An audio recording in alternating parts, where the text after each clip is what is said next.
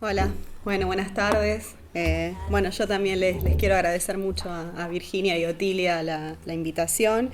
Eh, bueno, como la idea de esta mesa era un poco, ¿no?, contar las experiencias, ¿no?, las estrategias, las problemáticas que tenemos como investigadores, ¿no?, en historia de la fotografía argentina. Bueno, como en el caso de Verónica, yo también voy a contar un poco sobre la investigación de la que fue mi tesis de doctorado y que derivó en el libro de la foto al fotograma, Relaciones entre cine y fotografía en la Argentina, que se publicó hace algunos años. Contrariamente, estuvo bueno cambiar de lugar con Verónica, porque, bueno, contrariamente a lo que contó ella y Luis y Abel, ¿no? Mi objeto de estudio, ¿no?, parte de un abordaje más que nada intertextual, ¿no?, que tuvo como objetivo estudiar las múltiples relaciones que vincularon a la fotografía y al cine en su periodo silente, examinando, ¿no?, específicamente como problema las características que este fenómeno tuvo en nuestro país. Así que un poco lo que voy a contar es el lado B o el contrapunto, ¿no?, de lo que investigan ellos. Empecé mi investigación en 1840, ¿no?, que es el año de la llegada de la fotografía al Río de la Plata, justamente con el análisis de las diferentes invenciones con base fotográfica que precedieron y fueron fundamentales para el desarrollo de la fotografía y que empiezan justamente desde el periodo del daguerrotipo. Y finalicé en 1933, que es el año de estreno del primer film sonoro argentino, Tango, y de alguna manera la fecha simbólica, ¿no?, de inicio del periodo de expansión industrial de la cinematografía nacional, ¿no?, que va a reconfigurar un poco todo el panorama del periodo que yo estudio en mi investigación. Este abordaje intertextual me obligó a pensar la fotografía desde un enfoque que ha sido por ahí muy poco transitado, ¿no?, por la historiografía clásica y menos aún por la específicamente latinoamericana, que es el de la fotografía como espectáculo, ¿no? Es decir, la historiografía tradicional ha tendido a estudiar a la fotografía ya sea desde sus capacidades documentales, ¿no?, de las que también habló Verónica, o desde las artísticas, ¿no?, dejando de lado un costado que resultaba fundamental para mi investigación, que es justamente el potencial ilusionista, ¿no?, y espectacular del medio. Aún en su más perfecta expresión documental, esa relación especular casi mágica que la imagen fotográfica entablaba con el mundo real, tuvo en los inicios del medio la capacidad de asombrar y maravillar a los espectadores. Pero además desde muy temprano la fotografía jugó un papel muy fuerte en la construcción de realidades, ¿no? Esto que también contaba Verónica, ¿no?, esto que los norteamericanos llaman fabricated realities, ¿no?, realidades fabricadas. Y este era un punto que me interesaba fundamentalmente estudiar, sobre todo por la aparente paradoja, ¿no?, que encierra el hecho de que en un periodo de la historia en el que se dio a la fotografía un valor de verdad casi indiscutible, los fotógrafos estaban ensayando desde muy temprano con técnicas y procedimientos para manipular, ¿no?, la realidad, que no tienen nada que envidiarle a nuestro Photoshop actual, ¿no? Hay un texto muy lindo de un historiador del cine silente que se llama Frank Kessler y que tradujimos en el último número de Biomatografías, esa revista que recién nombraron, que dirijo con algunos otros colegas latinoamericanos y que está centrado en la precinematografía y el cine silente en Latinoamérica. El texto está online, así que lo pueden leer ahora en español. Se llama la cinematografía como dispositivo de lo espectacular. Y lo que sugiere Kessler en este texto es que los primeros años del cine pueden dividirse en dos etapas, ¿no?, caracterizadas por un diferente y particular uso del dispositivo cinematográfico. Por un lado, un periodo de novedad tecnológica, ¿no?, determinada por la emergencia del cine como dispositivo espectacular, en el que justamente la reproducción del movimiento y el paradigma de la captación-restitución propios de este medio constituyen la atracción principal, ¿no?, del espectáculo fílmico. Y por el otro, una segunda etapa caracterizada por un predominio del cine como dispositivo de lo espectacular, ¿no?, en la que las atracciones materializadas ahora en forma de trucajes, movimientos de cámara, montaje, puesta en escena, ¿no?, entre otros elementos, se van a convertir en el plato principal del espectáculo cinematográfico, y en la que es fundamental justamente la intencionalidad del cineasta para intervenir, ¿no?, sobre la representación, arreglando o planificando lo filmado. Y por último, Kessler agrega un tercer momento en otro texto posterior a este, ¿no? que él denomina paradigma de la narración, en donde el cine deja de lado ese predominio de lo espectacular, los trucajes, ¿no? Los juegos ópticos, y comienza a interesarse por contar historias, ¿no? Es decir, la narración pasa a ser lo más importante. Teniendo un poco en cuenta esta idea, ¿no? que plantea Kessler para el cine, uno de los planteos que yo propongo en mi investigación es que en la fotografía podemos encontrar estos mismos tres momentos, ¿no? O paradigmas que Kessler trabaja para el cine. En efecto, si analizamos gran parte, ¿no? de la producción cinematográfica del siglo XIX y principios del XX, podemos constatar que en realidad los primeros cineastas no hicieron más que retomar, ¿no? ese interés por maravillar al espectador a través de estas cualidades intrínsecas de la imagen que ya estaba presente, ¿no? en sus antepasados fotográficos. Entonces podemos observar en un principio que el realismo, ¿no? y la perfección icónica del proceso fotográfico fueron cualidades suficientes, ¿no? para maravillar a los potenciales consumidores que asistían a los estudios fotográficos casi como si fuera un espectáculo de magia, ¿no? Recordemos esa carta que Mariquita Sánchez de Thompson le escribe a su hijo, ¿no? luego de observar los primeros ensayos fotográficos realizados en Montevideo en 1840, y que comienza, y tiene vida propia esto, y que comienza con las palabras: ayer hemos visto una maravilla, la ejecución del daguerrotipo es una cosa admirable. Ese asombro, ¿no? ese asombro con el dispositivo y su funcionamiento casi mágico es algo que aparece reiteradamente en esos primeros testimonios sobre la fotografía y que se relaciona con esto que la fotografía comparte con el cine, ¿no? que es su capacidad para capturar lo real, ¿no?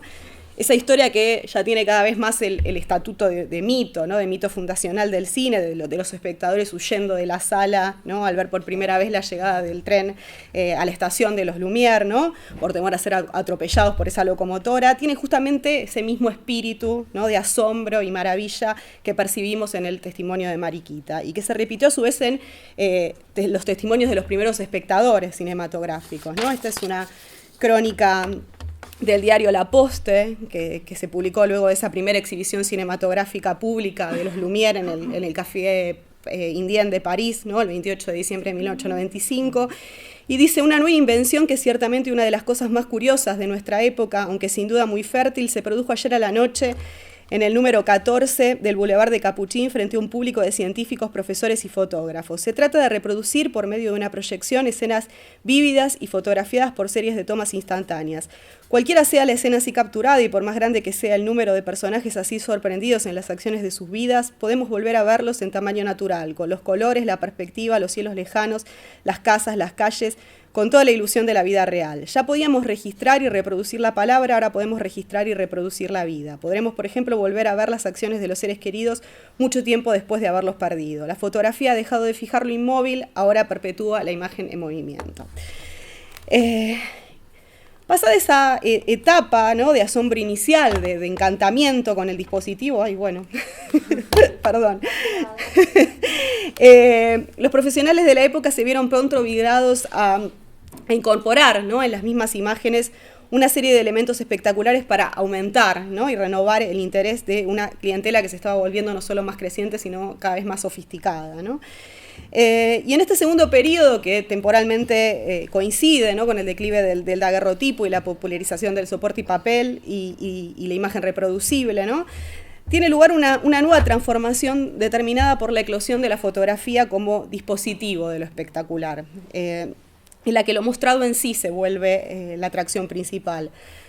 Los fotógrafos concibieron entonces numerosos métodos y técnicas ilusionistas, ¿no? para dotar a la imagen fotográfica de una nueva espectacularidad. Y quizás uno de los primeros y más difundidos de estos métodos fue el coloreado de la imagen, ¿no? que se remonta a la misma etapa del daguerrotipo, cuando todavía se hacía de forma manual.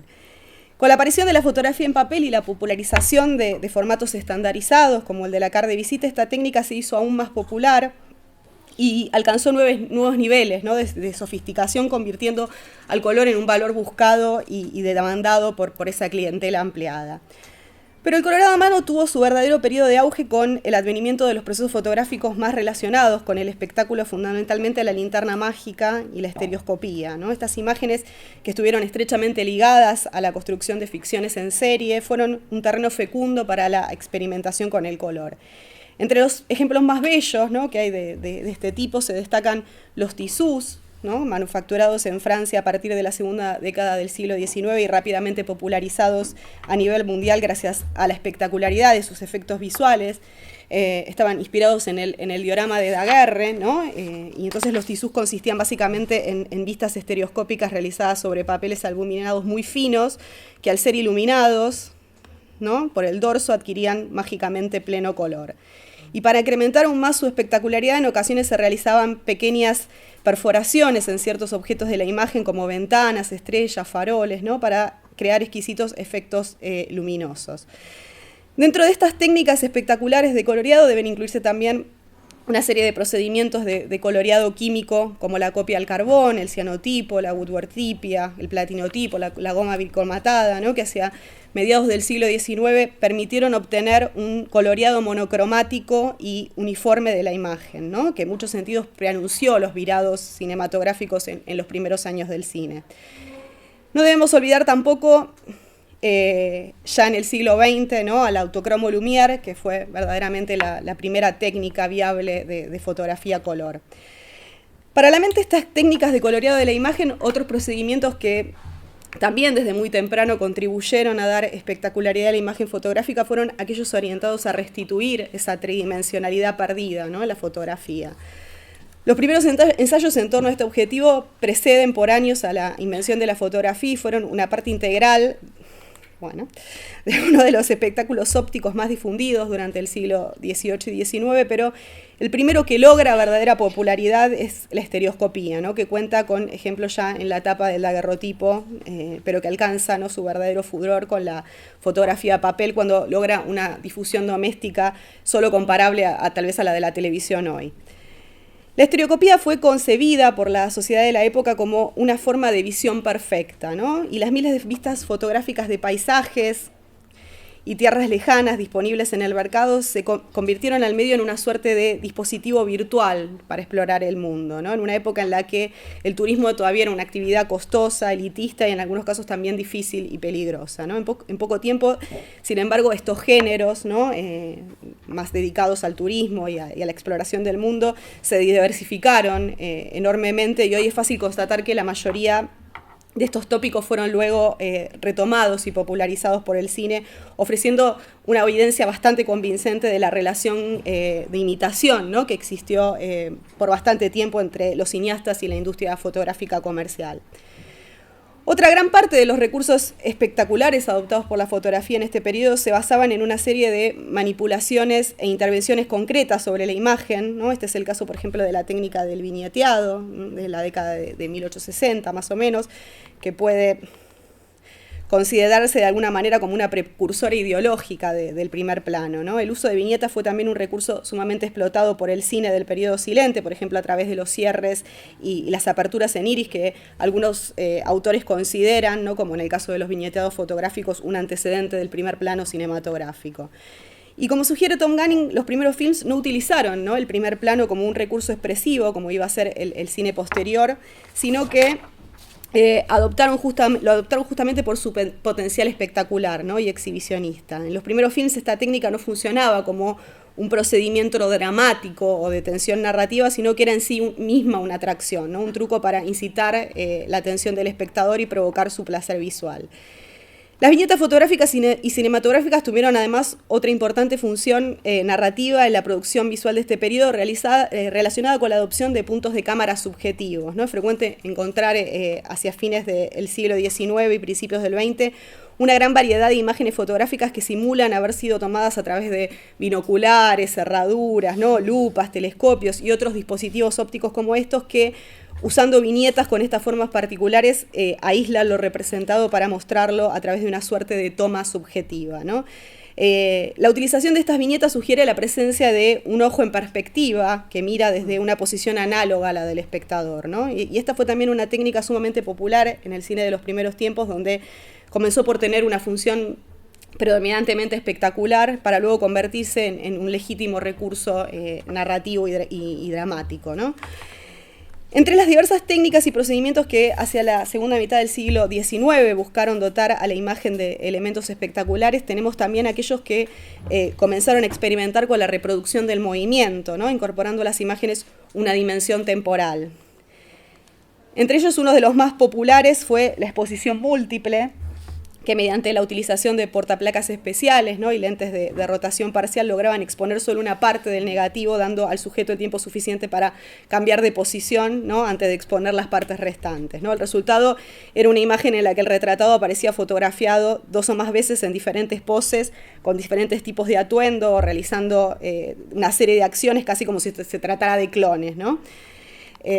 Otra técnica muy popular para obtener un efecto similar fue la doble exposición.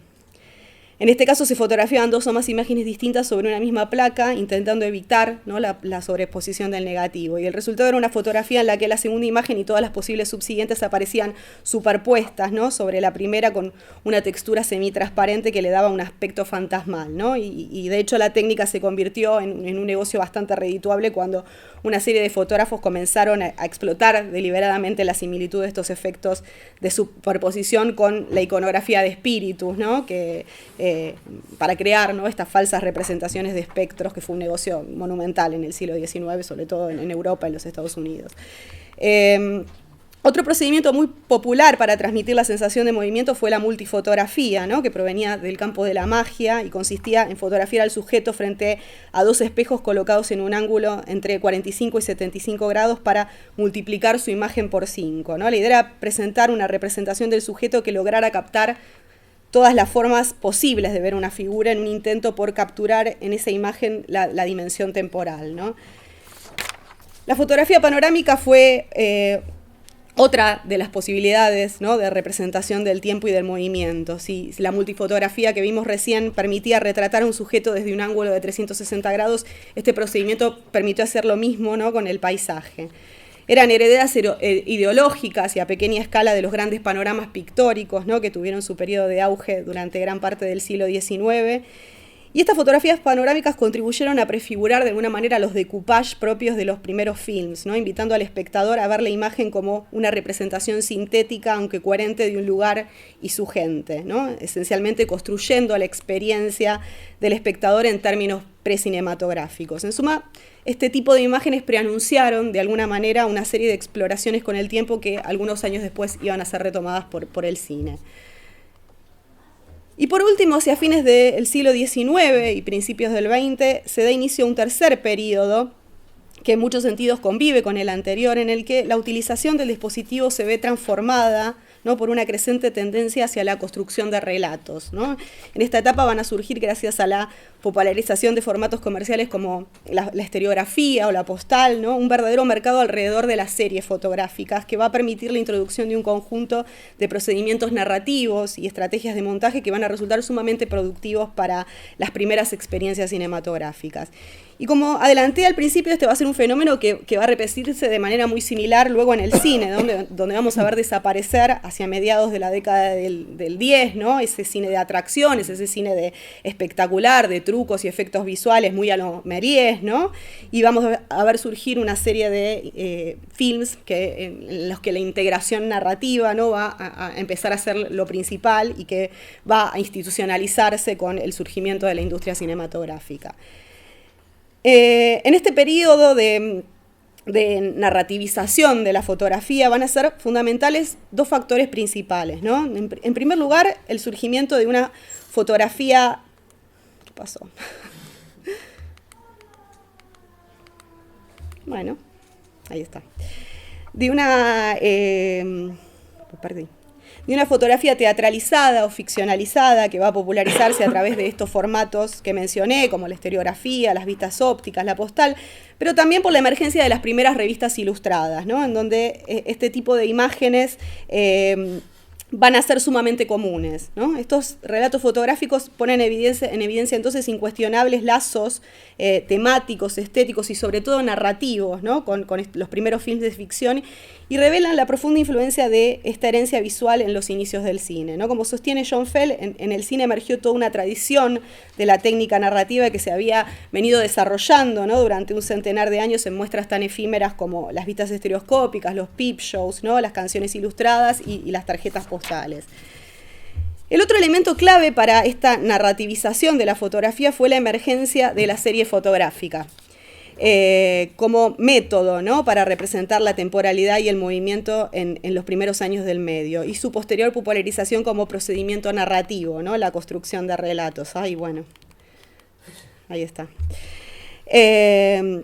En el ámbito de la fotografía, la noción de serie y su utilidad para transmitir el fluir del tiempo surgieron también tempranamente, ya en la etapa del daguerrotipo, ¿no? Aún en este periodo en el que las imágenes eran muy costosas, ¿no?, y era difícil que alguien pudiera tomarse más de una fotografía en una misma sesión de pose, es posible encontrar pequeñas series fotográficas como el famoso ejemplo del daguerrotipo de José Hernández, ¿no?, tomado de frente y perfil, que puede considerarse como una suerte de protoserie fotográfica compuesta de solo 2 imágenes, ¿no? Y como las multifotografías, estos retratos intentan representar al sujeto desde una multiplicidad de ángulos, ¿no?, en un intento por capturar también esa evanescencia del tiempo. Sin embargo, si las multifotografías lograban plasmar esa idea en una imagen única y compleja, en este caso ese objetivo es alcanzado mediante una acumulación de imágenes, ¿no?, más simples que alcanzan el verdadero significado en el marco de la serie, ¿no? Y entonces la noción de serie instaura un tipo de temporalidad scripta en la mirada del espectador, ¿no?, en tanto dispositivo que impone un recorrido visual lineal y continuo similar al de la lectura. La serie le da al observador un importante rol de cierre de sentido, ¿no?, porque es justamente el espectador quien llena visualmente y mentalmente las lagunas que separan a cada imagen. Y si lo piensan, estamos pensando más o menos ya en el cine, ¿no?, lo que va a ser el cine. Quizás la primera utilización de la serie como procedimiento narrativo se haya dado hacia mediados del siglo XIX con la emergencia del álbum fotográfico, ¿no? Frecuentemente expuesto en los hogares burgueses para curiosidad de los visitantes, el álbum documentaba cronológicamente los hitos cruciales de la vida familiar, ¿no? La manera de un relato podía comenzar con la foto de boda, seguida con el nacimiento de los hijos, la madurez de la pareja, los nietos, y extenderse incluso hasta la muerte de alguno de los cónyuges con la correspondiente foto post-mortem, el traje de luto o la tumba. Y las imágenes de esa larga secuencia de la historia familiar podían estar separadas por breves periodos de tiempo o por grandes elipsis que podían abarcar décadas. Y las anotaciones al margen en el dorso de la foto facilitaban la lectura de esa narración destinada a una audiencia de parientes y amigos. El álbum de vistas y costumbres fue otro ámbito también propicio para la utilización del procedimiento del relato en serie, con frecuencia realizados por fotógrafos itinerantes. Estos álbumes estaban generalmente estructurados como un diario de viaje, ¿no?, y documentaban aspectos geográficos, culturales, etnográficos, sociales de una determinada región a través de una serie de imágenes relacionadas no tanto por su progresión cronológica, sino temática. En este sentido, la difusión comercial de las series fotográficas estuvo estrechamente relacionada con la emergencia del coleccionismo fotográfico, ¿no? La exitosa venta de fotografías de personajes públicos, hechos de actualidad, vistas y costumbres, de paisajes lejanos, ¿no?, entre otros temas de carácter periodístico, mostró este creciente interés de los sectores urbanos por acercarse a través de las imágenes a una realidad de la que de otra manera no hubieran sido testigos, ¿no? Entonces las cartes de visite, las transparencias para linterna mágica, las vistas estereoscópicas y las postales fueron algunos de los formatos predilectos de los coleccionistas de la época.